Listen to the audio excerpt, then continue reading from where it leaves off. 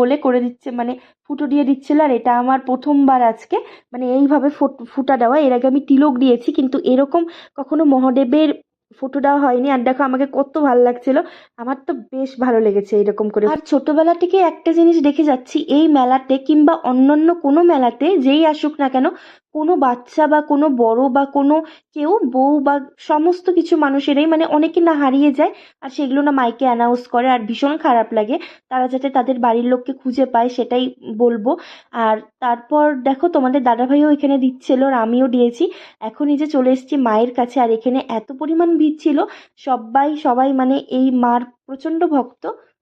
তারপর আমিও গিয়ে দেখো মাকে প্রণাম করে মায়ের ওখান থেকে প্রসাদ দিয়ে তারপর প্রসাদ ঠাকুরমশাইয়ের থেকে নিয়ে এসছি। আর এখন আমরা এখানটা বাইরে ধূপকাঠি জ্বালাবো, কিন্তু আমি তার ধূপকাঠিটা রাখার সময় আমি একটু হাতের মধ্যে ছ্যাঁকাও খেয়ে নিয়েছি। আর আমার এই যে দেখো ফোঁটাটা এই পাশটা ভীষণভাবে খারাপ